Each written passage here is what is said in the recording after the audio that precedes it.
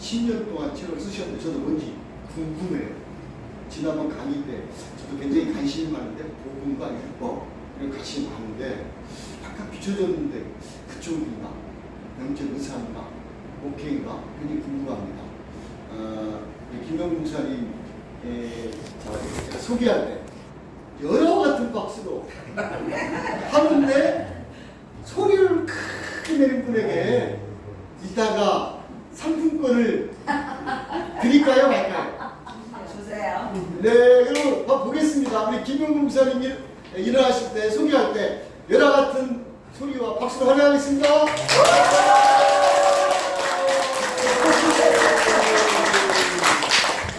앞에서 서두에 설명한 거는 다 쓸데없는 소리입니다. 오늘 잠깐 시간을 주셔서 이렇게 말할 기회가 있었는데 제가 한다고 해놓고 후회를 한 8번 했습니다. 괜히 대답을. 사실 10년 만에 이렇게 나온다는 외출은 사실 처음입니다. 저는 지금 나온 적이 없어요. 그래서 어쨌든 하나님이 바꾸기 때문에 그렇게 있는데 마지막 본을 쓰고 있습니다. 그 책의 이름이 예배자입니다. 사람들은 여러 가지로 설명할 수 있을 겁니다. 창세기부터 계시록까지 한마디로 얘기하면은 한마디로 탁 압축하면 너는 나에게 예배자가 되라는 말입니다. 말을 하면 복잡하지만 아무나 그래도 그 소리에 수많은 선지자에게도 그랬고 예수께서 오셔서도 딱 그 말 하셨습니다. 예배자가 그 예배자가 되라는 거 하나를 알기 위해서는 창조주가 누구신가를 알아야 됩니다. 그 창조주뿐만이 아니라 그가 주관자고 그가 개입자고 그가 종말자고 그에 의해서 한다는 것이 다 깨달아져야 실제 진짜 예배자가 될 수 있습니다. 그래서 예배자가 맨 마지막에 나오는데 창조주가 누구시냐, 개입자가 누구냐, 그가 이렇게 해서 종말자가 누구냐가 13권의 책에 들어있고 그 결론이 지금 예배자의 우리에게 사람이 제일 먼저 뺏어가는 게 뭐냐? 하나님을 대적에서 뺏어가는 거는 딱 예배를 뺏어갔습니다. 하나님께 경배를 뺏어갑니다. 사단은 다양한 것들은 금을 뺏고 은을 뺏는 게 아니라 권세를 뺏어가는 게 아니라 예배를 뺏어가는 겁니다. 그래서 예수님한테 겁없이 하는 말이 뭐예요? 나에게 경배하면 내가 널 다 주겠다는 거예요. 예수 경배를 뺏어가는 거예요.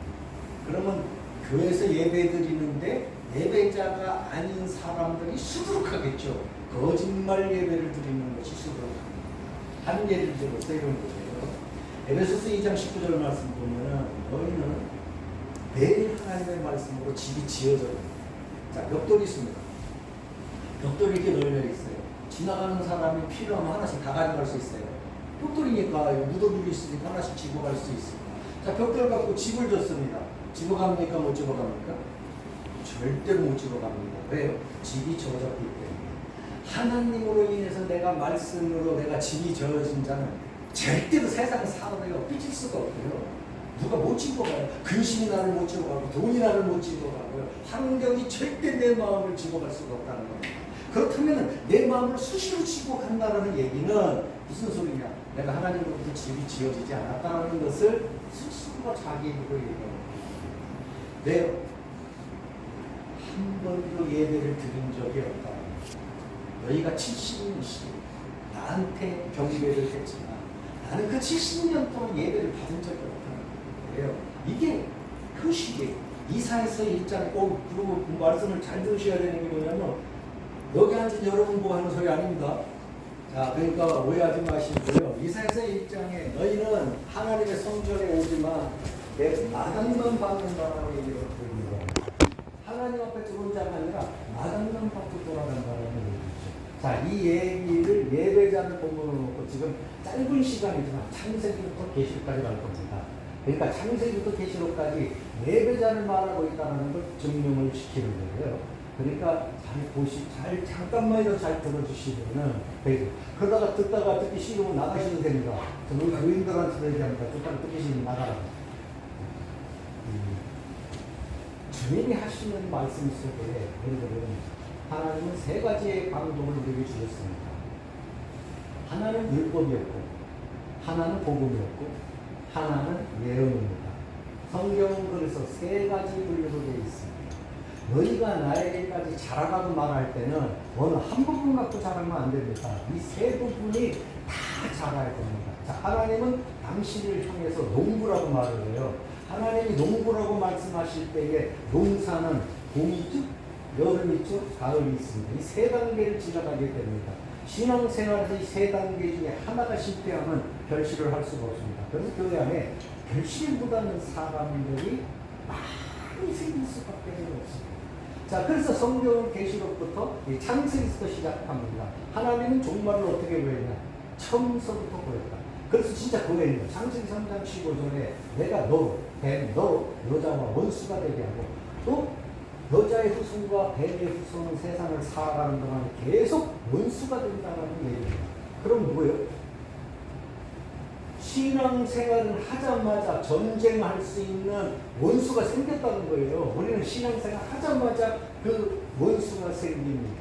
자, 그래서 신앙생활을 할 때에 안 들리는 게 뭐냐? 사단은 어떻게든지 하나님의 말씀을 안 들리게 내 맛을 설명을 합니다. 하나는 뭐예요? 길가밭입니다. 말씀이 떨어졌습니다. 그런데 사단이 와서 뭐예요? 말씀을 듣고 구원을 받을까봐, 말씀을 듣고 구원을 받을까봐 그 말씀을 뺏어갔다고 했어요. 자, 그래서 성도가 주일날 말씀을, 목사님의 말씀을 듣고 내려갑니다. 이제 갑니다. 원룸 2층이라 내려갑니다. 내려가는 동안에 다음 주에 묻습니다. 3일 지나서 묻습니다. 목사님 말씀이 지난 설교가 뭐예요? 만약에 기억이 안 된다면 가짜라는 얘기는 구원을 못 받았다는 뜻이 아니에요. 전투력을 못 갖고 있다는 얘기입니다. 살아가는 동안에 이 세상을 살아가서 전쟁을 할 때는 혈과 육으로 하는 게 아니라 하나님의 말씀으로 연습합주는 거예요. 그 말씀이 기억이 안 됐는데 전쟁을 어떻게 합니까? 운이 좋아서 지금까지 살아가는 겁니다. 운이 좋은 겁니다. 그런데 진짜 일이 만나면 아무것도 아닙니다. 사울은 갑자기 골리앗을 만났어요. 아무 힘을 쓸 수가 없어요. 전군을 다 가지고 있는데 힘을 쓸 수가 없습니다. 그런데 다윗은 아주 달걀을 찾죠. 아주 달걀 무게에 들어있어요. 자, 오늘 잠깐 이제 그 얘기를 하고자 합니다. 정말서부터 창세기부터 하나님의 농사를 하는데 이 땅의 율법은 갈라디아서 3장 20절에 로마서 3장 20절에도 똑같은 말에 율법은 죄를 깨달음이라고 써있는데 순서가 있는 거예요. 죄를 깨닫게 하는 말씀이 있어요. 이건 율법이에요. 그래서 하지 마라 해라가 다 들어있는 거예요. 하지 마라 해라. 어렸을 때 어른한테 인사해야 돼 하고 눌러야 돼. 그런데 20살 먹은 놈한테 머리를 눌러가면서 인사를 하지는 않아요. 왜요? 내가 장성했기 때문에 그래요. 그러니까 교회 안에서도 장성하지 못한 사람한테는 11조에 해야 되고, 장성하지 못한 사람들에게는 봉사자를 해야 되고, 충성해라고 말을 해요. 신앙생활 2, 3년이 됐는데 충성하라는 말을 한다라고 한다면 틀린 거예요. 벌써 뭔가가 하나님의 말씀으로 안 됐다라는 얘기죠. 구조가 안 된 거예요. 그래서 최소한 신앙생활이 3년이 되면은 장성해져야 된다는 것입니다. 이 장성해야 되는데 왜 안 되냐? 자, 율법은 죄를 깨달은 거예요. 자, 죄를 깨달으면 그걸로 끝나는 게 아니에요. 예수님이 내 죄를 깨달았어요. 그러면 내 죄를 용서해서 깨달은 그 다음이 복음입니다. 복음은 뭐예요? 예수님을 오셔서 죄를 처리했다고 합니다. 깨달은 죄를 처리해 주시는 분은 오직 예수밖에 없는 거예요. 근데 그 죄를 처리하는 방법은 두 가지가 있었는데, 예수님이 요한복음 1장 14절에 이 땅에 오실 때에 은혜와 진리를 갖고 오셨어요. 이 두 가지는 굉장히 중요한 겁니다. 예수님 그냥 오신 게 아니에요. 은혜와 진리를 갖고 왔어요. 은혜는 우리 편의 입장에서 죄를 처리하는 법이기 때문에 은혜가 꼭 필요해요. 삶을 살아가는 동안에 우리는 또 넘어지기 때문에 은혜가 필요해요. 그래서 하나님 앞에 예수한테는 우리는 은혜를 꼭 필요로 합니다. 근데 하나를 더 갖고 오셨어요. 진리를 갖고 오셨어요. 이 진리는 인간이 타협하는 말이 아니에요. 그래서 은혜는 좋아하는데 그래서 생각할 때 십자가에서 예수님이 피 흘리셨어. 그러니까 얼마나 아프셨을까. 손에 못 받겠으니까 이런 얼터리 가서 쓸데없는 소리 맡고 있다는 거예요. 우리는 예수님이 아프셔서 구원받은 거 아니에요.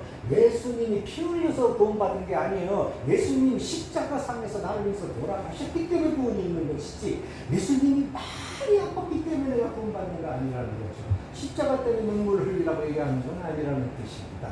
이거는 진리가 안 들어갔기 때문에 이런 현상이 나와요. 진리라는 것은 갑자기 뭐라고 말하냐면 오리를 가는 사람한테 진리를 가래요. 이 진리가 생긴 거예요. 은혜는 내가 이때까지 받아만 왔는데 진리 부분에서 그것이 문제가 생겼다는 얘기죠. 그래서 이 진리를 못 깨달으면 어디를 못 가냐. 오늘의 현실이 뭐냐면 진리의 최고 열매를 맺을 수 있는 계시록을 못 간다는 뜻입니다.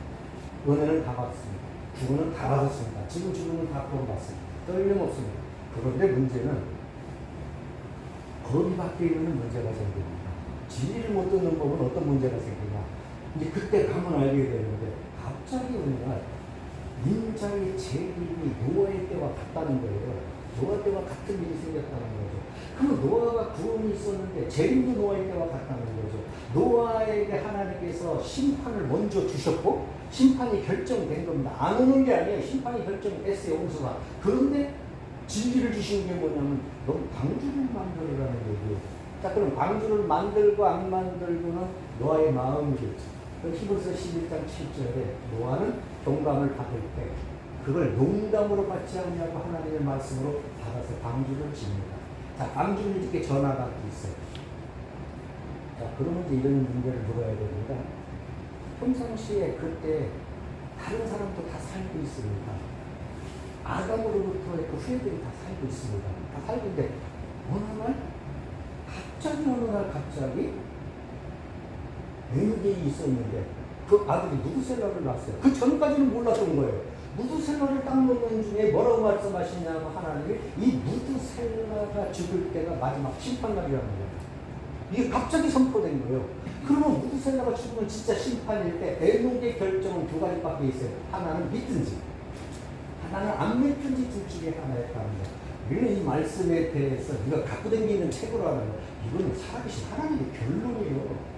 이거는 일정일도 없어지지 않냐고 그대로 이루어진 하나님의 말씀인 거예요. 지금도 살아계신 말씀이에요. 다른 말로 하나님은 표현된 적이 없어요. 요한복음 1장 1절의 말씀은 또 하나님이신 거예요. 그러니까 이 말은 사실 결론이에요. 이 말이 오늘 내게 살아만 있다면 오늘 말씀이 한 가지라도 살아서 진짜로 역사한다는 사람은 물약 같은 것에 불복할 리가 없어요. 왜냐하면 그 하나님이시라는 거예요. 자, 그런데 이제 노아의 때 뭐라고 하면 아무리 믿음이 좋아도 진리라는 게 이 개념입니다. 은혜 받았다는 것 같고 되진 않아요. 진리의 개념은 어느 날 갑자기 노아에게 이제 방주를 타라는 거예요. 방주를 타라는 게 뭐예요? 그러면서 넌 나가서 베드로서 2장에 이 방주를 탈 수 있도록 복음을 전하라. 자, 전했어요. 그런데 안 탑니다. 안 탈 이유를 가만히 봤더니 시집가고 장가고 먹고 마시고 이것 때문에 안 탈까. 그냥 다시 뭐예요? 육신의 것에 몰두를 했다는 거죠. 육신의 것에 심판이 눈앞에 왔는데 육신의 것에 몰두를 했다라는 뜻입니다. 그러면 하나님의 말씀이 안 들려요. 그러니까 육신을 가지고 하나님의 말씀을 들을 수는 없어요. 두 개가 같이 갈 수 없다라는 뜻이죠. 그래서 둘 중에 하나입니다. 내 마음에 늘 염려와 근심이 더 큰 사람이 하나님 나라의 진리에 반응하는 건 불가능합니다. 내 근심을 가지고 하나님의 말씀을 들을 수 없어요. 왜냐하면 하나님의 말씀이 내게 들어오는 순간에 어떤 일이 생기냐면 진짜입니다. 진리를 알지니 진리가 너희를 뭐한다? 모든 것이 묶였어도 잘 펴집니다. 환경에 골밭이 생기든 장애물이 생기든 무너지는 일이 생겨도 내 속에 진리의 한 구절이 내 속에 실제로 하나님이 내 속에 살아난다고 한다면 나는 그 묶임에서 적신을 받을 수 있어요. 물질이 있다는 뜻이 아니라 없어도 자유할 수 있다는 얘기예요. 그런데 먹고 마시고 쉬고 장가가는 일에 몰두를 하고 있었기 때문에 노아의 마지막 심판의 구원이 이루어지고 있는데 그들이 반응을 하지 않아요. 자, 그럼 어떤 일이 생겼어요? 아무리 잘 믿어도 이제 이 말씀을 마지막 오늘 드리는 이유는 저는 오지 않아요, 사실은. 왜냐면 지금 10년 동안 어디 나간 적이 없다 했잖아요. 오질 않아요. 오질 않는데 목사님이 전화로 해서 시차에 그냥 오시라면 절대로 안 왔습니다. 그런데 갑자기 물어보면 말씀하는 얘기를 하는데 중간에 하나님이 뻥 하더니 한 번은 해야지 하는 음성이 내 귀에 뚜렷하게 들려요. 그래 그럼 한 번만 해보자. 한 번만 해보자. 자, 그래서 한 번 하는 겁니다. 듣든지 아니 듣지는 에스겔서 3장 33장에 기록됐듯이 나는 전달하는 거고 듣고 안 듣고는 각자가 알아서 합니다. 왜냐하면 곧보십니다. 이건 농담이 아니라 곧보십니다. 오늘 온 목적은 딱 그거 하나입니다. 이 일이 이루어질 때, 이 일이 지금 말하는 말이 이루어질 때, 아, 그 말이 사실이었구나. 그럼 나는 하나님 앞에 더 붙잡아야겠구나라는 걸 기억하기 위해서 오늘 이 자리에 제가 섰습니다. 그러니까 좀 기분 나빠도 기분 나쁘게 듣지 마시고, 그러니까 오늘 말을 좀 주목을 하셔야 됩니다. 예수를 하나님을 아무리 잘 믿고 있어도 방주를 안 타는데 돈은 없습니다. 하나님을 내가 잘 믿어요. 지금 잘 믿고 있어요. 그런데 방주를 안 탔어요. 그러면은 구원이 있을까요? 없어요. 그러니까 홍수 심판에서 벗어날 수 있는 방법이 없습니다. 죽습니다.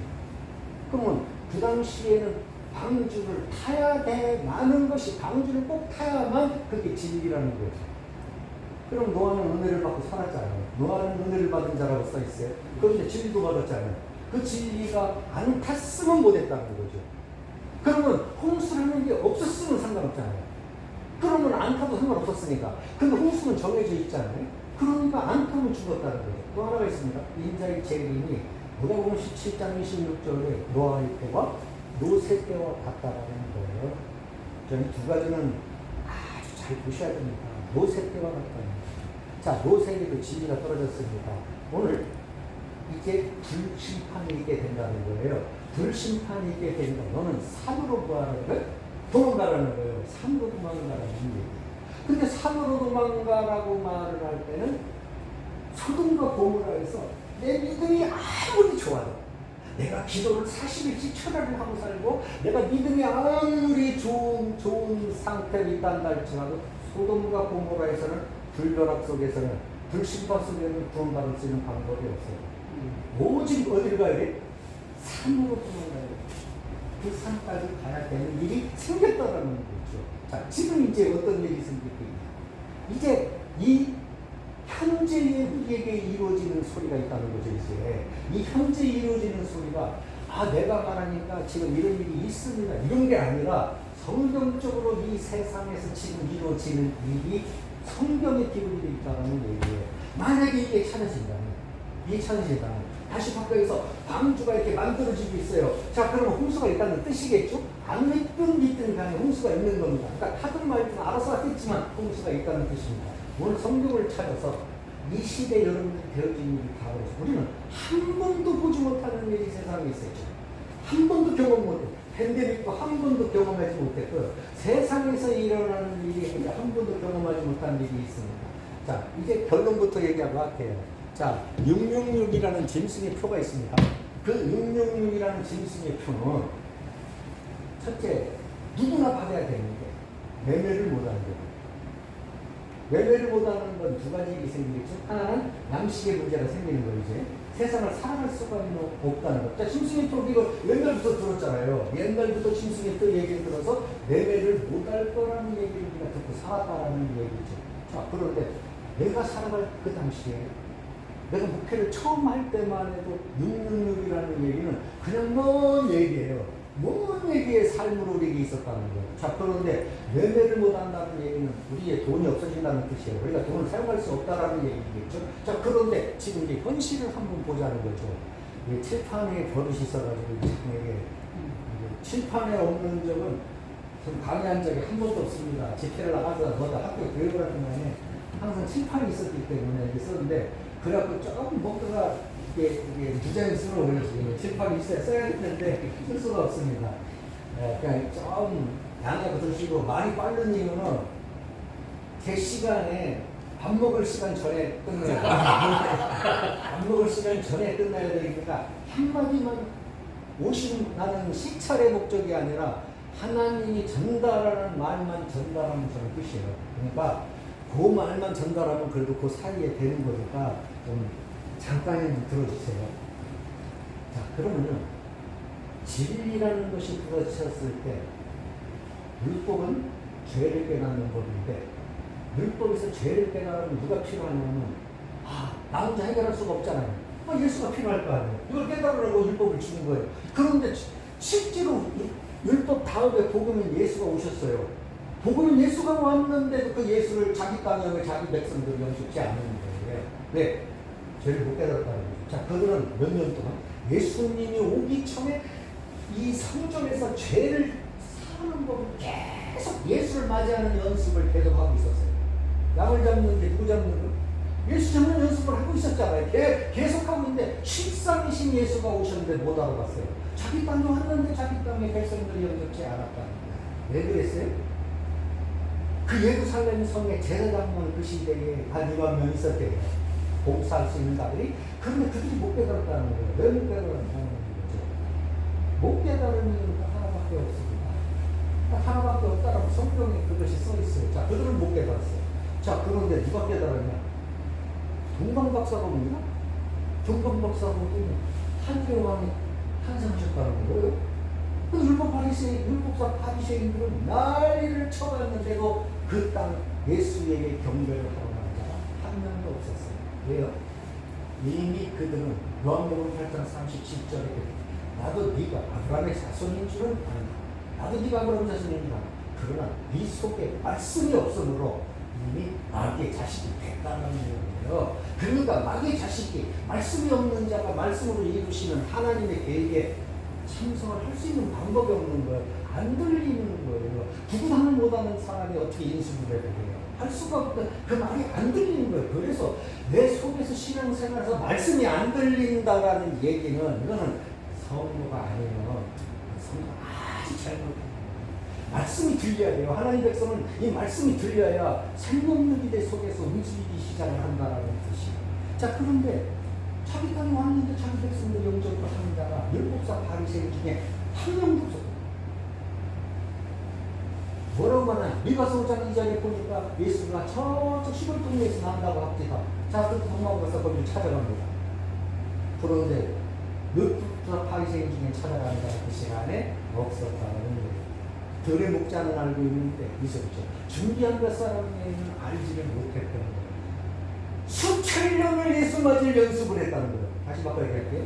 복음에 우리가 살고 있는 거, 우리 예수 재림을 맞이할 준비를 하고 있잖아요. 수천 년에 이 사람 말고 저 사람 말고 이 말 저 말 수없이 있다가 보니까 만약에 틀린 말이 있다고 한다면 예수가 진짜 올 때 예수를 못 알아본다고 성경에 써있어. 뭐라고 써있어? 인자가 다시 올 때에, 누가복음 8장 10절에 인자가 이 세상에 다시 오실 때에 믿음 가진 자를 보겠냐라고 말을 하고 있다는 거죠.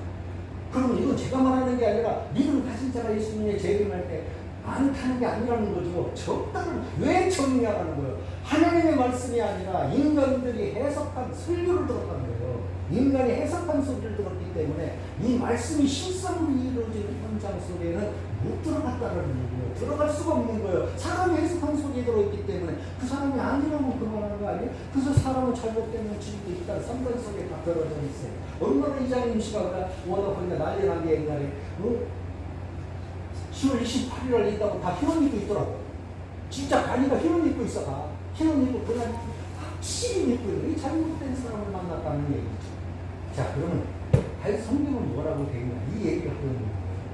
죄를 깨달으라고 율법을 줘서 성전에서 양 잡는 연습을 수천 년을 앞으로 아브라함서부터 4,000년의 역사를 하고 있습니다. 그들은 예수가 오셨을 때 몰랐다는 거예요. 자, 좀 다시 오십니다. 내가 오란다고 오시는 게 아니라 다시 오신다고 써 있어요. 그럼 다시 오신다고 할 때 예수님이 직접 하신 말씀, 내가 다시 세상에 올 때 나를 맞이할 자가 없다는 거예요. 나를 맞이할 자가 없다는 거죠.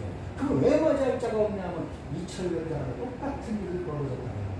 그럼 예수님 오심에 대해서는 정확하게 써 있죠. 초림도 정확하게 써 있어요. 보라, 처녀가 잉태의 아들을 낳을 것이요.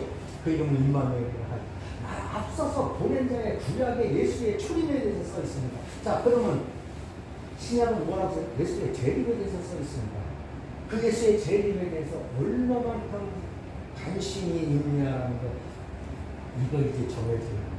자, 그러면 율법은 예수를 깨달으라고 하셨더니 예수를 안 믿어. 그럼 신약은 예수를 통해서 뭐라고 말하냐면 내가 다시 온다라는 게 신약이라는 거죠. 내가 다시 온다를 우리에게 전달을 하는 거예요. 그럼 어떻게 오느냐는 거죠. 어떻게 오느냐.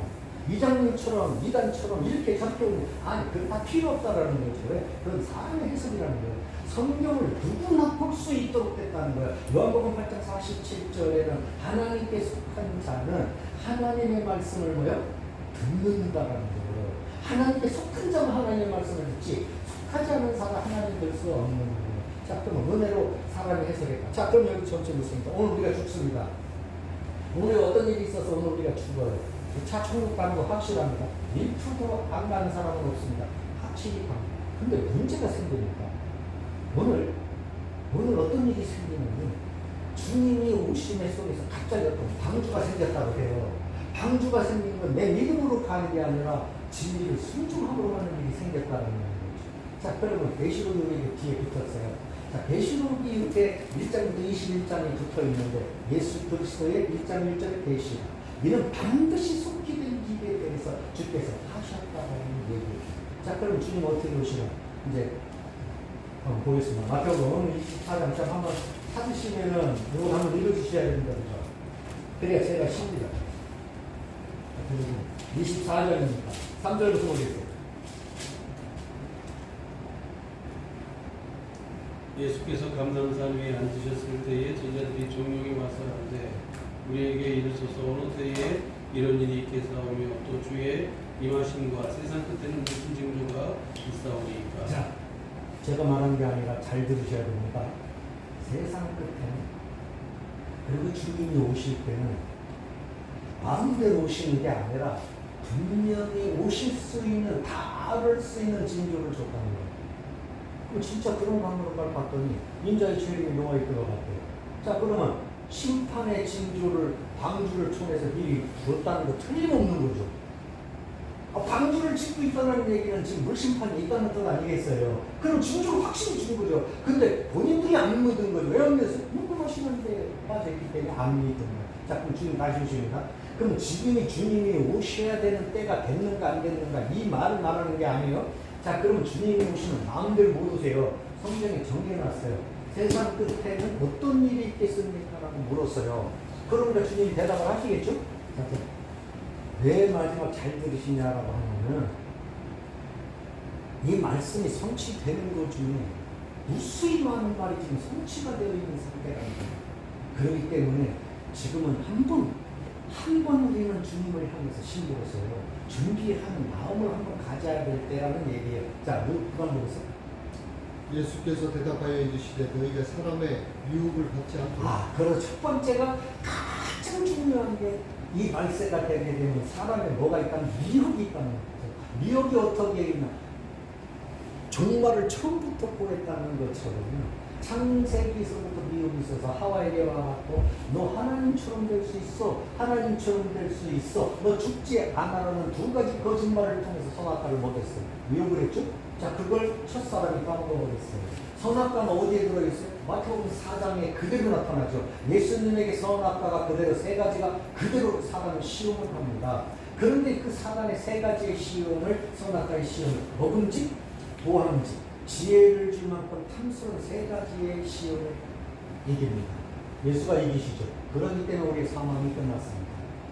시험을 이기셨기 때문에 우리의 사망 자체가 끝나고 우리는 전쟁을 치를 수 있는 힘이 나타나는 얘기예요. 자, 그럼 미혹이 있듯이 이 세상은 어떤 일? 한 번도 보지 못한 세상을 만나. 우리는 우리 시대에 자라는 엄마가, 우리 시대의 부모가, 형제가 그렇게 살지 않았어요. 그런데 이건 개참 아니에요. 천년과 인륜이 다 깨졌어요. 아니, 반드시 틀렸는데 맞다 그러고, 맞다는데 아니라고 그러는 게 세상에 오늘날 이 논리에서 정치에 그러죠, 교회에 그러죠. 이 교회 개 같은 일들이 꽉꽉 차기 시작을 했다는 얘기죠. 힘 있으면 아무 일도 아닌 거고, 힘 없으면 그냥 죽어야 되는, 오늘날 이 세계가 이 사단의 미혹이 할 수만 있으면 택한 자를 미혹하는 이 미혹 속에 들어왔다는 얘기예요. 이 미혹, 어느 날 오시면 알기 때문에 이 미혹이 엄청나게 들어가 있습니다. 자, 여기 첫 번째 있고 두 번째. 많은 사람이 내 이름으로 와서 이르되 나는 그리스도라 하여 많은 사람을 미혹하리라. 자, 교회에서 미혹시킨다는 거죠. 그래서 교회 중에서 가장 미혹자 중에서 성도를 지옥 보내는 사람은 바로 목사입니다. 세상은 어차피 지옥 가니까 상관없어요. 목사에 의해서 지옥을 가게 되는데 거짓말을 말하게 됩니다. 자, 이게 거짓 선지자예요. 거짓 선지자가 계시록 13장에 뭐라고 했어요? 사람들은 적그리스도가 와서 우리에게 짐승의 표를 주는 줄 착각하고 있어요. 한 구절도 없어요. 계시록 13장의 16절로부터 보게 되면 거짓 선지자, 바로 거짓 목자가 짐승의 표를 교회에서 지금 주고 있다는 얘기죠. 그래서 교회는 두 가지 중에서 하나를 합니다. 하나님의 표를 주든지 아니면 짐승의 표를 주든지 지금 이미 결정이 돼가고 있는 이 시대에 살고 있다는 얘기입니다. 자, 그래서 그러면 많은 사람이 내 이름으로 와서 이르되 나는 그리스도라 하여 많은 사람을 미혹하리라. 네, 미혹하리라. 난리와 난리 소문. 자, 그러면 세상에서 모든 스승이 생겨 주님 오실 때가 되면 난리와 난리가 벌어진다는 거죠. 우리 한 번도 못 봤습니다. 이런 일을 한 번도 못 본 난리가 지금 세상에 다 있습니다. 전쟁이요? 한 번도 못 봤던 겁니다. 세계의 3차 대전을 일으킬 수 있는 만한 전쟁들이 꽉꽉 차기 시작을 했습니다. 민족과 민족이 싸웁니다. 이것이 현재에 돌아가는 이 전쟁의 세계에 있는 전쟁을 바라보면서 우리는 깨달음을 가져야 됩니다. 점점점 말씀대로 이루어져가고 있어요. 그 다음에 민족이 민족을, 나라가 나라를 대적하여 민족과 민족들이 싸우게 되는 날이 이러한 전쟁뿐만이 아니라 그 다음에 나라를 대적하여 일어나겠고 곳곳에 기근과 지진이 자, 있습니다. 그럼 세상에서 뭐가 일어나요? 이제 곳곳에서 예전에 없었던 옛날에도 있었지만 지역적이죠. 그런데 지금은 어떻게 돼요? 곳곳에서 중국 같은 데에서 요즘 나오는 비난, 미국에서 있었던 우크라이나의 점령 중에 지금 농사를 짓지를 못해요. 이제는 기근이나 이러한 것들이 지진들이 지금 눈앞에 세계의 팽개류로 와 있습니다. 이게 무슨 소리냐? 주님이 오실 때가 되면 세상이 다 거짓말하에 살게 되기 시작하고 세상이 난리를 겹치게 될 것이다. 난리를 겹치는데 이제 좀 있어 보시면은 깜짝 놀랄 일이 생깁니다. 깜짝 놀랄 일이 생겨지는 게 세상에 정말 놀랄 일이 눈앞에 인간이 할 수 있는 방어할 수 없는 일들이 생겼지. 자, 그러면 그때가 되면은 성경은 뭐라고 하냐? 내가 너희에게 누가복음 14장에 미리 말했다라는 거죠. 미리 말했다. 미리 말했을 때 왜 미리 말했냐를 말을 하니까 성경은 그때가 그 일이 이루어지면 내가 미리 말한 일이 이루어지면 믿게 하려 함이라는 겁니다. 주님은 마음대로 오시지 않아요. 정확하게 징조를 줍니다. 그러니까 이제 마지막 징조 중에 여러분이 팬데믹으로 코로나 같은 것이 한 번에 터졌다는 게 만약에 터졌다면 지금 세계에서 난리 났죠? 세계의 70%의 살상력을 가진 것들이 이미 다 터지기 시작을 했습니다. 이게 세계적에서 한 번에서 폐쇄가 한 번만 시작이 된다면 이제 주님 오심에 끝부분 속에 살고 있구나라고 우리는 생각을 하시면 됩니다. 그러니까 지금은 좀 여유롭게 사셔도 이제 곧 일어나는 일을 보고 여러분들은 준비를 하셔야 된다 이 소리예요. 오늘 원 목적이에요 지금. 그다음에 그때에 사람들이 너희를 혼란에 넘겨주겠으며 나라는 넘겨주겠고 너희를 죽이리니 너희가 내 이름 때문에 모든 민족에게 미움을 받으리라. 자, 미움을 받는다. 그다음에 그때에 많은 사람이 신속하게 되어 서로 잡아주고 서로 미워하겠으며 자, 11절 한번 볼까요? 거짓 선지자가 많이 일어나 많은 사람을 미혹하겠으며 불법이 성함으로 많은 사람의 사랑이 그래서 세상은 지나갈수록 이제 사람이 식어지고 있습니다. 얼만큼 식어지냐면 깜짝 놀라게 식어집니다. 이제 정말 깜짝 놀라게 부모와 자식 간에 부부 간에 이건 말도 안 되는 일이 사람 개입을 하기 때문에 이제 이런 일들이 생겨진다라는 얘기입니다. 그러나 끝까지 견디는 자, 자는 뭔가를 견뎌야 된다는 얘기죠. 이게 진리인 거예요. 이건 은혜가 아닌 거예요. 이건 진리인 거예요. 끝까지 견뎌야 된다는 그냥은 견딜 수가 없는 거예요. 결국은 성령이 오셔야 된다는 얘기인데 성령은 어떤 얘기? 진리의 성령이 오시다. 야고보 16장 13절에 진리로 오는 성령이시니 그래서 이 진리는 이제는 알아야 되냐 몰라야 되냐가 아니라 성경을 외우라는 얘기가 아니라 하나님의 섭리를 창세부터 계시록까지 좀 이해를 하셔야 된다는 얘기예요. 이제 그렇게 됐다라는 얘기예요. 성령께 구해야 된다라는 거예요. 옛날처럼 믿습니다가 또 안 된다는 얘기예요. 이제는 하나님이 이렇게 섭리를 가지고 계시는 걸 안다. 자 15절 이 14절이요. 15절 그러므로 너희가 선지자 다니엘이 말한 선지자 다니엘한테 뭐라고 말했습니까? 멸망의 72일을 얘기한 겁니다. 네. 하나님의 멸망에 대해서 72일의 시작부터 끝부분까지 얘기했다라는 얘기예요. 결정된 겁니다. 이미 결정됐으니까 이렇게 온다. 예수님의 초림도 결정됐기 때문에 오셨어요. 재림도 결정된 대로 오십니다. 마음대로 못 오세요. 이미 그래서 정확하게 내려가는 징조를 보여주겠다라는 거예요. 그 다음에 멸망에 가증한 것이 거룩한 것에 선 것을 보거든. 자, 그러면 멸망에 가증한 것이 순시기가 있다라는 얘기죠. 또 멸망에 가증한 것이 쓴다는 최소한 우리는 멸망에 가증한 것이 뭔가는 알아야 되지 않겠냐. 데살로니가후서 2장 1절부터 3절 말씀을 보면은 이렇게 기록이 되어 있어요. 내가 이 땅 예수님이 오시기 전에 두 가지 일이 있다. 먼저 저 불법의 사람 멸망에 가증한 것이 설 것이고 주님 오시기 전에 설 것이요. 그 다음에 세상의 교회 안에서 배도가 일어나게 될 것이라는 거죠. 이 두 가지가 일어나기 시작을 하게 되면은 마지막 말세의 끝점에 와 있다는 걸 알고 살으라는 거예요. 멸망에 가증한 것이 쓰는데 멸망에 가증한 것이 뭔지도 모르면 되겠냐라는 거죠. 그 다음에 불법이 쓴다. 불법이 얼마 보면 우리 합동도 썼습니다. 합동도 교회가 크다고 별 웃기는 짓거리를 하고 있는데도 지금 이 세상에서 그러니까 기독교에서 막는 그것을 아주 고급식을 하고 있다는 얘기입니다. 이렇게 배도가 세상에 꽉 찬 일들이 우리 삶 속에서 벌어지고 있다는 이 벌어지고 있다면 지금이 뭐라 그래요? 마지막 말세 속에 있다는 사실을 조금 경각심을 가지라는 거예요. 이때는 머리를 빨리다면 쳤지 말고 하늘을 보고 지금 살으라고 일어나 머리를 드러나고 지금 누가 보면 21장 28절에 이 순서대로 오는 것이 일어나는 걸 보거든 이제는 조금 머리를 들으라고 써 있는 거예요. 자 그럼 멸망에 가증한 것이 섰을 때 기점이라는 걸 주님 오신 그 멸망에 가증한 것이 뭔지를 우리는 알아야 된다는 얘기죠. 자 그런데 시간상 설명할 수 없고 그 다음에 그때에 유대에 있는 자들은 산으로 도망할지어다. 지붕에 있는 다른 사람은 못 갑니다. 누구만 도망갈 수 있어요? 잘 보세요. 이 노아 방주가 닫혔을 때 하나님이 어느 날 노아보고 이렇게 말합니다. 너 방주를 들어가. 지금 7일 후에 심판하겠다. 방주에 탑니다. 방주를 타는데 나 같으면은 사돈이 셋이나 있잖아. 사돈이 셋 없나? 너희들이 셋 아니에요? 사돈 나 죽었어요. 죽었어요? 없었구나. 기지국이 해킹당했을 것 같아. 아니, 나 같으면 한 번 그냥 내렸다가도 탔다가도 내리겠어. 그런데 한 명도 안 탄다는 얘기는 세상에 어때요?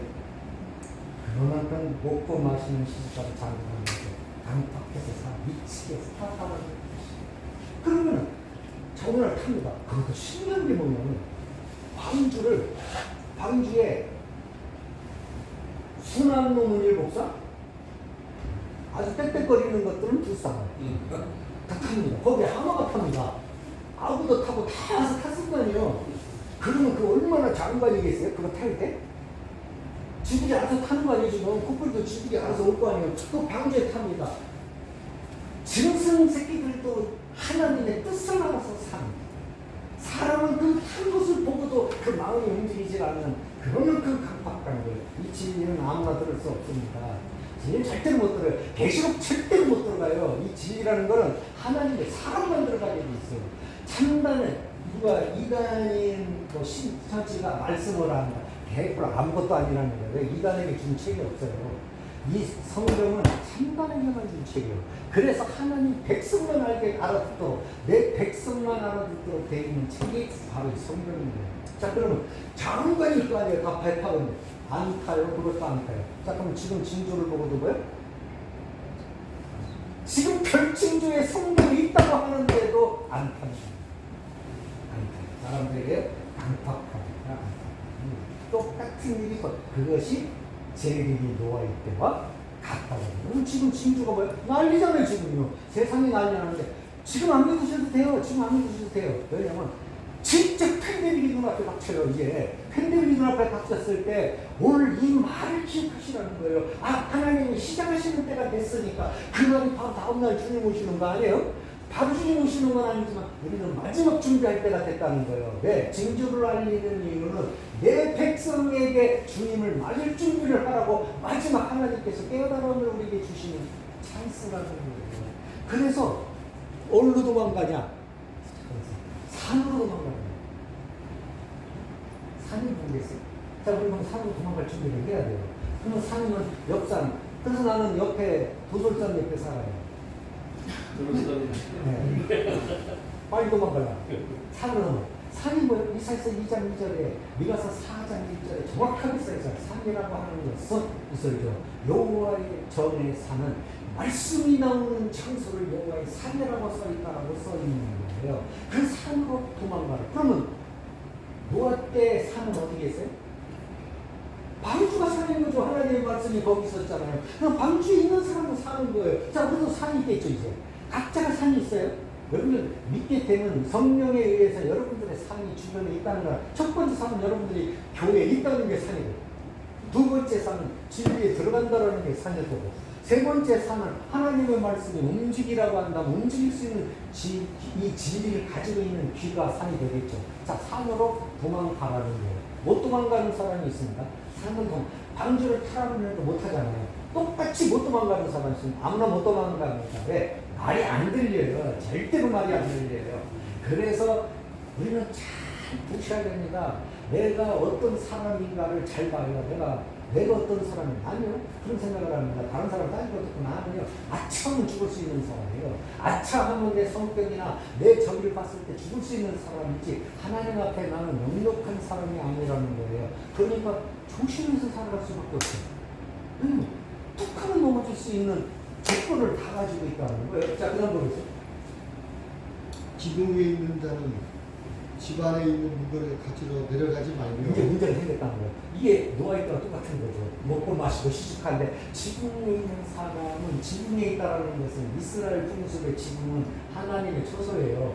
하나님을 만나는 장소예요. 그 신앙생활하던 사람이 밑에 있는 물건 때문에 욕심을 내지 말라요. 지금은 이제 다 준비해야 되는 겁니다. 여러분들이 집의 목적을 둬서는 안 되는 거고, 지금은 내가 세상에 살아가는 것에 목적을 둬서야 되는 게 아니라 이 주님 오심에 대해서 준비하고 살아야 돼요. 그렇다고 세상을 막 하지 말라는 게 아니라 쓴 거 다 쓰고 산다 할지라도 한편에는 내가 하나님을 목적을 두고 살아야 되는, 하나님이 1순위가 될 수 있는 생각을 하고 살아야 되는 때가 됐다라는 얘기예요. 그러니까 지금 이 말을 듣고 우리에게 닥쳐지는 세상의 난리가 한번 덮치는데, 이 덮치는 것을 볼 때 오늘 말을 기억하시고, 아, 이제 하나님 쪽이 하나님 1순위가 돼야 되겠구나, 하나님의 진리를 기다려야 되겠구나는 생각을 가져주면 오늘 강의한 목적이 됐다 이 소리고요. 자, 그래서 산으로 도망가야 되는 산이, 오늘 여러분들은 바로 그 산이 말씀의 산이라는 거예요. 말씀의 산으로 도망갑니다. 근데 자꾸만 세상 일에 대해서 하나님의 일을 뒤처리 하면서 하나님의 일이 2순위가 되면 못 도망갈 거고, 그 다음에 밭에 있는 자는 겉옷을 가지러 지러 밭에서 내가 살면서 살아가는 거예요. 그런데 자꾸만 겉옷을 설명할 것이 굉장히 많지만 그냥 할게. 세상 일로 살아가는데 너무 집착하지 말라는 뜻이에요. 자꾸만 그 겉옷을 가지려고 돌이키지 말라는 거예요. 이제는 지금은 하나님 안에 있어요. 참 요한은 저는 결론을 한번 내서 봤을 때, 다른 사람을 놓고 볼 수 없죠. 우리 결론을 놓고 볼 때 똑똑한 사람이 하나도 없고요. 잘난 사람도 없고요. 아무것도 없습니다. 사람들을 따지면 내가 보면 내가 꼭 띠띠리만 다 모아놨다고 얘기했어요. 항상 시급한 얘기합니다. 내가 모아도 어떻게 이렇게 띠띠리만 와 있냐는 식으로 얘기합니다. 근데 하나님이 하실 때, 말씀을 가져서 하나님이 움직이실 때 놀라운 일을 하십니다. 그 못난 일을 가지고요. 하나님께서 성경에 써있잖아요. 성경에 써있잖아요. 내 지혜를 하나님의 것을 아는 사람에게 하나 주는 게 뭐예요? 물질을 준다고 했어요. 그런데 그 말씀이 성취되는데요. 이런 따위가 아니라 놀란 하나님의 은혜가 그 속에 들어간다는 것을 알 수 있어요. 경험을 하셔야 됩니다. 하나님은 은도 금도 당신 거라고 그러잖아요. 그렇다면 우리는 교회에서도 체험을 해야 되는 거예요. 자, 그날에는 아이 된 자들과 젖 먹이는 자들에게 화가 있으리라. 자, 어린이 자라지 못, 장성하지 못한 어린아이는 지금 젖을 먹어야 되겠죠? 화를 먹어. 그래서 예수서 4장 23절에 우리는 그리스도의 분량까지 뭐 해야 돼요? 자라라고 얘기하는 거예요. 그래서 아이에서 요한일서에 기록된 대로 아이에서 청년으로, 청년에서 이제 뭐로? 장년으로 넘어가는 이 장성함이 우리에게 있어야 돼. 네가 어렸을 때는 생각하는 거 말하는 것들이 다 어린아이와 같다가 너가 장성한 사람이 돼 있으면 어린아이를 지금 뭐 해야 돼? 거리를 하는 시대에 우리가 들어와 있다라는 거예요. 그래서 어린아이는 하나님의 진리를 들을 수가 없는 시대에 갇혔다는 거예요. 장성해야 하나님의 말씀을 듣는다라는 얘기죠. 자, 이 얘기는 수없이 있습니다. 자, 마태복음 25장입니다. 1절, 6절까지. 밤중에 소리가 나자 자, 오늘 25장 1절로부터 보게 되면 열천해가 나옵니다. 열천에 하나는 밀어나고 다섯은 슬기롭다고 써 있습니다. 문제가 생겼습니다. 신랑을 똑같이 기다리는 장소에서 똑같이 기다리는 교회에 같이 있었습니다. 그런데 밀어난 처녀는 못 가고 슬기로운 처녀는 갔습니다. 어떻게 내가 슬기로운 처녀라고만 생각하십니까? 만약에 내가 지금 기름은 처녀라는 걸 빨리 깨달았으면 기름이 없는 걸 알았을 거 아니에요. 그러면 오늘 기름을 살 수 있잖아요. 그날 가서는 살 수가 없어요. 그런데 오늘은 살 수 있어요. 지금 우리는 얼마든지 지금 기름을 준비할 수 있어요. 그럼 나는 기름을 가진 자라고 생각할 것이 아니라 이 말씀을 보면 나한테 기름도 없을 수도 있겠구나라는 말하면 기름이 뭔가를 한번 생각해 봐야 되지 않겠어요? 근데 사람은 생각하지를 않습니다. 그래서 여기에 미련한 처녀가 있는데 미련한 처녀는 갑자기 못 가게 되고 슬기로운 처녀는 갔다라는 말, 이 설명을 하고자 하는 게 아니라 있죠? 이제 밤중에 소리가 나되 자, 밤중 소리입니다. 밤중 소리니까 낮소리는 아니에요. 우리는 낮에 수많은 믿음의 선진들 때문에 복음을 들었고 마지막 시대에 살아가는 사람이 있습니다. 마지막 시대에 우리가 살아가는 사명자들이 있다는 거죠. 그러면 은혜 시대 사람은 바꾸는 일을 하고 있겠지만 마지막 사람들은 추수꾼의 거두는 자의 사명을 하고 있습니다. 자, 그러면 지금 여기서 말을 할 때 다시 한번 해보세요.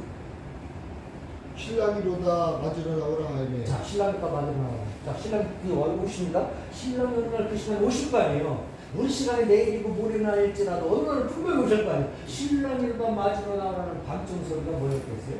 밤중 소리. 아무나 못 들었어요. 밤중에 일하기 때문에 아무나 못 들어요. 그럼 이 소리는 어떻게 되겠어요? 노아 때 뭐 하겠어요? 이 방주가 홍수 심판에서 구원하는 거야. 이게 밤중 소리였어요. 그런 거 못 들었어요. 노았을 때 말합니다. 하나님의 소돔과 고모라를 심판하는데 그러니까 우리는 어느 날에 지금 저 산으로 도망가야 돼 할 때 못 들었어요. 결국 못 들었잖아요. 농담으로 해야겠다는 얘기죠. 못 들었어요. 자, 그럼 지금 이 시대에도 뭐요? 이런 징조가 있어요. 이런 팬데믹이 있으면 주님이 직접 설명을 하셨어요. 이런 일이 있으면 내가 온다라는 것을 깨닫고 이제 믿음을 2순위에 두지 말고 1순위에 두라고 지금 얘기한 사실이 여기서 나오는 거예요. 그래서 밤중에 신랑이라 맞으라고 하면 이에 그 처녀들이 다 일어나 등을 준비하세 미련한 자들이 슬기는 자 미련한 자나 슬기로운 자나 다 일어났잖아요. 다 일어났다니까. 못 들어간 이유는 뭐예요? 못 일어났기 때문에 못 들어간 게 아니라 기름 준비가 없었다는 거예요. 그러면 등은 뭐고 기름은 뭐냐는 거죠. 이제 따져봐야 되는 거예요. 과연 등은 뭐고 그러면 기름은 무엇이냐라는 얘기를 이게 누구 책임이냐? 우리 책임이냐? 그러면 누가 나도 천국을 가야 되죠. 이 세상에서 자기가 제일 자기보다 좋은 더 귀한 영혼이 어디 있어요? 각자가 자기 영혼이 가장 중요한 거죠. 자, 그러면 나도 가야 되지만 성도도 가야 될 거 아니에요. 나한테 맡겼으니까. 그러면 등과 기름을 준비하게 해야 되는 건 맞다이죠. 우리 여기서 그렇게 치는 겁니다. 자, 이게 계시록 12장 말씀드리겠습니다. 중간에 설명이 자세히 안 돼서 죄송한데 계시록 12장 드리겠습니다. 3절 보겠습니다. 하늘에 또 다른 이적이 보이니 보라. 한 12장이죠. 네, 12장 30절. 한 큰 붉은 용이 있어 머리가 일곱이요 뿔이 열이라. 그 여러 머리에 일곱 멸관이 있는. 자, 용이 출현합니다. 자, 계시록 12장 9절에 보면 용을 잡으니 넷뱀이고 마귀의 사단이라는 거죠. 계시록은 용이라고 부르고 창세기에서는 뱀이라고 불러요. 지금 우리 시대는 마귀라고 불러요. 이게 똑같은 이름인 거예요. 잡아보니까 알았다는 거예요. 잡아보니까. 그런데 용이 출현을 합니다. 이제 출현을 하는데 그 다음에 4절. 꼬리가 하늘의 별. 그 꼬리가 하늘의 별의 3분의 1가 된다는 저기서. 지금 이 시대에 이 12장은 다 이루어지고 있습니다. 용꼬리가 뭡니까? 용꼬리는 사람 꼬리인데 꼬리는 이사야서 9장 15절에 거짓말을 가리키는 선지자를 성경은 꼬리라고 해요. 머리는 장로와 종교한 자라고 표현을 하고 있어요. 성경은 그렇게 말을 하고 있다는 거예요. 그러면 거짓말을 가리키는 거짓말의 사람들 때문에 하늘의 별이 돼야 될 자가 하늘에서 3분의 1이 떨어져버리는 거예요. 하늘의 별들이 다 떨어지게 하는 거예요. 그러니까 이 거짓 목자들에 의해서 이건 사단이 한 거지만 거짓 목자에 의해서 수없이 떨어지는 일이 우리에게 벌어지고 있는 거예요. 자, 그 얘기를 하고 있는 건 아닙니다. 끝밖에 없습니다. 자, 그럼 이제 끝말만 하겠습니다. 자, 15절 보겠어요. 여자의 뒤에서 뱀이 그 입으로 물을 강같이 토하여 여자를 물에 떠내려가게 하려 하다. 자, 이제는 그럼 사단을 어떻게 해요? 성도를 떠내려가게 하겠죠? 떠내려가서 세상 문화에, 세상 물질에, 세상 염려 속에 살도록 떠내려가도록 지금 하고 있습니다. 수없는 자가 염려와 걱정으로 살아가고 있습니다. 자, 그래서 자기 힘으로 사니까 걱정이 되는 거예요. 내가 주인이니까 염려가 생기는 거예요. 내가 주인이 아니라 하나님이 주인이시에요. 하나님이 철저자세요. 하나님이 성경상에서 단 한 번도 실패한 적이 없으시잖아요. 그렇죠? 하박국 선지자가 마음이 상했잖아요. 하나님이 못 살겠다. 이거 아기들은 죽어도 잘 죽는데 우리는 왜 이렇게 힘드냐라고 말할 때 그에게 깨달음의 시간이 한 번 성전에 들어갈 때 왔어요. 믿음입니다. 비록 내가 이것이 없을지라. 무슨가 우리는 우리 삶에 없는 게 아니라 있어요. 비록 이것이 없어요. 근데 성경은 뭐라? 이것이 없어도 하나님의 사람의 뜻은 초장인 줄로 믿습니다. 네. 이사야에서 23장 4절에 보면 내가 지금 사망의 음침한 골짜기를 다닐지라도 그 끝은 초장이잖아요. 목적이에요. 골리앗이 아무 앞에 있어도 그것은 다윗을 왕이 되게 하는 길지로 믿습니다. 믿음이 있으면 왕이 되는 거고 믿음이 없으면 사울은 골리앗 때문에 왕을 뺏기잖아요. 이 둘 중에 하나를 결정하고 살아야 됩니다. 그러니까 어떻게든지 하나님의 1순위가 되어야 됩니다. 뭐든지 하나님의 1순위가 되지 않으면 우리는 하나님의 소리를 못 들어요. 하나님이 방주를 만들어 소리를 우리는 못 듣는다는 얘기죠. 자, 그 다음에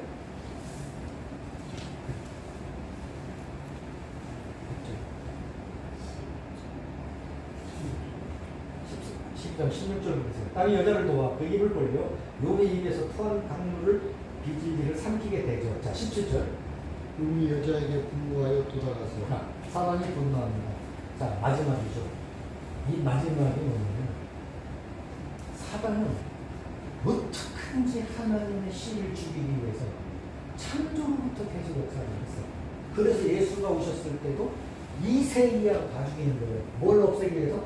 하나님의 씨를 없애기 위해서 다 모세 때도 마찬가지죠. 씨를 없애기 위해서 다 죽이는 일이 세상에서 벌어졌다는 거예요. 지금도 마찬가지입니다.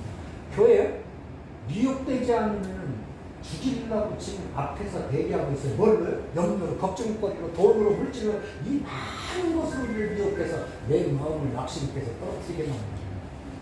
낙심해서 떨어지면 사단 쪽으로 가는 거 아니겠어요? 잘 보셔야 돼요. 어떻게든지 하나님이 이기십니다. 하나님은 내게 문제가 장애물이 아니라 그 장애물이라는 것은 내가 생각하는 문제라고 생각하는데 아니야. 그것 때문에 나는 하나님께 무한한 장애에 나갈 수 있는 하나님의 축복이라는 거예요. 언제든지 하나님이 나에게 주시는 건 축복이에요. 그런데 우리는 그걸 장애물로 여기니까 걱정이 생기지. 자, 그러면 용이 여자에게 분노하여 돌아가서 그 여자의 남은 자손 자, 이제 남은 거 있습니다. 곧 하나님의 계명 하나님 앞에 뭐한 자가 있어요? 계명을 지키며 남은 자손이 있다는 거죠. 이것은 창세기부터 있었던 거죠. 창세기부터 계속 남은 자손이 나오는데 시대마다 남은 자손이 계속 나왔다는 거죠. 그럼 예수님 시대도 남은 자손이 있죠? 예수님 시대도 남은 자손이 있었고 또 이 시대도 지금 뭐한 자가 있어요? 남은 자손인데 남은 자손은 예수를 믿는 자들이 있으면 얼마나 좋았겠어요. 계시록 속에 들어오는 계시록은 믿는 자가 구원이라는 말이 계시록에는 한 구절도 없어요. 계시록은 이기는 자가 구원받는 거야. 그러니까 이미 믿는 자에게 요구하는 게 뭐하냐면 이기는 걸 요구하고 있다는 거죠. 이제 그럼 뭘 이겨야 돼? 죄를 이겨야 되는 거예요. 이 소리죠. 상황을 이길 수 있는 권세를 우리에게 주셨다는 거예요. 지금. 그러면 이 남은 자가 어떤 사람이냐? 남은 자가 있는데 남은 자를 죽이려고 나와 있어요. 그 다음에 곧 하나님의 계명을 지키며 자, 뭘 지켜요? 계명을 지키니까 말씀인 거예요. 지금요. 계명을 지키면 예수의 증거를 가지고 예수의 증거 두 가지를 가지고 있다는 거죠. 이게 뭐냐면 하나는 은혜고 하나는 진리를 가지고 있다는 뜻이에요. 크게 말하는 거예요. 지금 설명할 건 많이 있지만 은혜와 증거를 진리를 가지고 있다는 거죠. 자, 그럼 진리 없는 자가 남은 자가 못 되는 거예요. 진리가 없으면 사랑하고 싸워서 이길 수 있는 방법이 뭐예요? 없다는 거예요. 혈관 모두 싸울 수 있는 방법이 없어요. 하나님 나라는 진리로 전신각주가 돼야 이러는 거예요. 그럼 전신각주하려면 어떻게 해야 돼요? 내 이론을 파야 되고 내 이론이 있으면 못 돌아요. 내 이론이 있으면 하나님이 일하실 수가 없어요. 그러니까 언제든지 고린도서 10장 3절에 기록된 대로 내 이론을 파하면 앞에 있는 진리를 무너뜨리겠다. 자, 그럼 하나님의 계명과 예수의 증거를 가진 사람들만 마지막 사단하고 싸울 수 있도록 쓰겠다는 거죠. 그거는 준비해야죠. 하나님의 계명이 뭐예요? 십계명이? 하나님의 계명은 이제 하나님의 계명과 예수의 증거를 가지고 있어요. 예수의 증거는 계시록 19장 10절에 대언의 영이에요. 예수의 증거, 그럼 대언의 영이 뭐였냐라는 얘기죠. 대언의 영이 도대체가 뭐였냐라는 얘기죠. 무조건 가는 게 아니라 계시록의 마지막 신앙은 이제 이기려면 말씀으로 정신각주가 해야 되는 율법의 죄를 깨달았으면 복음으로 죄를 해결받았고 이제 계시록 예언은 뭐를 해? 계시록은 죄를 이기는 법을 가르쳐줬다. 그러니까 순서로 오는 거예요. 죄를 깨닫고 죄에서 해방받고 그 죄를 뭐 할 수 있어요? 이제는 이길 수 있는 법을 갖는 게 예언이라는 거예요. 그러니까 마지막 시대에 하나님의 예언이 선포된 예언이 내 속에 들어와 있어야 우리는 전쟁을 치를 수 있다는 거예요. 이걸 정확하게 설명할 수 있습니다. 자, 마지막 말씀 하나 보겠어요. 죄송해요. 계시록 13장 마지막 말씀입니다. 16절. 그가 모든 자, 곧 작은 자나 큰 자나 부자나 가난한 자나 자유인이나 종들에게 그 오른손에나 이마에 상받게 하고. 네, 마지막 말씀입니다. 큰 자나 작은 자나 부자나 가난한 자 전체입니다. 전체를 다 잡는다는 것이 있습니다. 근데 여기서 못 잡는 게 하나 있는 거죠. 아까 계속 10장 써있잖아요. 계명과 예수의 증거를 가진 자는 못 잡는 거예요. 무능력교에 못 들어간다는 거예요. 자, 환란이 있습니다. 자, 이상한 말이 하나 들어있죠? 하나님이 이렇게 말씀하십니다. 네가 환란이 있는 건 당연하다. 그런데 머리털 하나도 상처 안 나. 기가 막힌 말 아닙니까? 머리털 하나 상처하는 건 예수 믿는 자고 말하는 적이 없어요. 성경은 지금 이 머리털 하나도 상치 않냐 할 자. 이게 마지막 전쟁에서 나타나는 하나님의 사람들의 결국이에요. 자, 그러니까 우리는 계명과 예수의 증거를 들어가야 된다는 거죠. 왜? 다 잡히는 거예요. 다 잡혀요. 부자나 가난한 자가 다 잡혀요. 그 다음에 누구든지 이 표를 가진 자 외에는 매매를 못하게 하니. 자, 이 표를 가진 자 외에는 매매를 못하는 거. 자, 우리는 우리 시대에 만약에 안 일어나면 다행인데 만약에 진짜 이 일이 우리 시대에 일어난다면 매매를 못하는 일이 생길 거 아니에요? 아니요. 그럼 생각을 한번 해보셔야 돼. 매매를 못할 일이 생겨지는데 누구나 다 잡는데, 다 잡는데. 자, 그러니까 지금 매매를 생기는 일이 생기나 안 생기나를 봤더니 이미 세상은 GBDC가 끝났어요. 마지막 지금 스테이블 코인이라는 게 이 세상에서 이미 지니어스 법이 통과가 다 됐어요. 방법도 준비가 끝났습니다. 이제는 현찰이 없어진다는 거예요. 현찰이 없어지는 세 지금 없어지는 나라가 많잖아요. 미국 현찰 없어집니다. 다 없어요. 왜? 현찰을 가지고는 살아갈 생존할 수 있는 방법이 없어요. PC만입니다.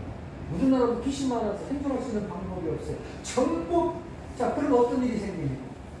통제가 되기 시작한다는 얘기죠. 통제 사회가 666의 사회는 통제 없이는 이루어질 수 없는 사회죠. 이게 어디 와 있어요 지금? 눈앞에 들어와 있습니다. 몇 달 후면은 우리는 소식을 듣습니다.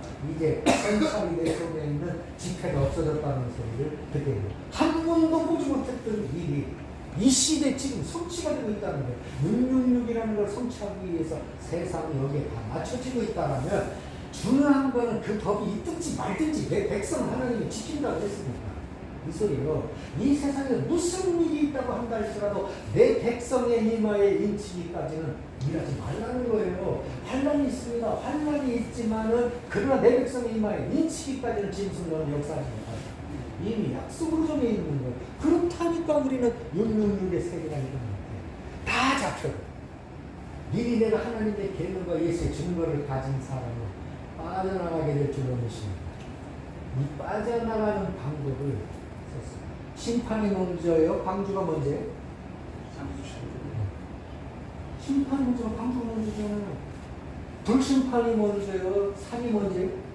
산이 먼저예요. 그럼 마지막 성경은 이 말을 하고 있는 거죠. 내 백성아 다시 뭐로 나와라? 산으로. 계시록 18장 1절부터 4절에 멸망할 심판에 멸망받을 것에 쓰지 말고 지금 나오라고 얘기를 하는 거예요. 나오라는 건데 이 시간에 이게 중요한 겁니다. 세상 이 시간에 나옵니다. 내가 생각지 않은 시간에 성경이 망한다고 해서 망하는 거라면 경제 이 시간에 나옵니다. 666의 준비가 세상에서 끝났습니다. 이 얘기를 PPT나 이런 걸 통해서 다 보여드리고 싶지만 짧은 시간에 그놈의 밥이 문제가 할 수가 없어요. 네. 그래서 666의 세계가 지금 이미 다 끝났다는 사실이죠.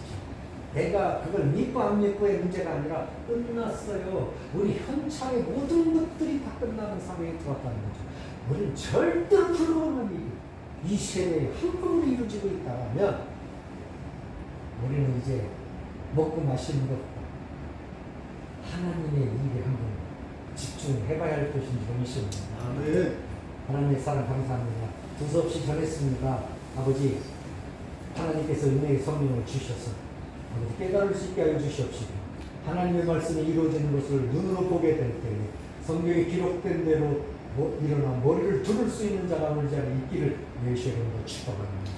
혹시 말씀 중에 아버지 마음이 상하는 일 있으면 위로하여 주시옵시고 아버지 항상 때에 더 평강과 안식을 허락하여 주시옵기를 원합니다. 이 모든 말씀 예수님의 이름으로 감사하며 간절히 기도합니다. 아멘.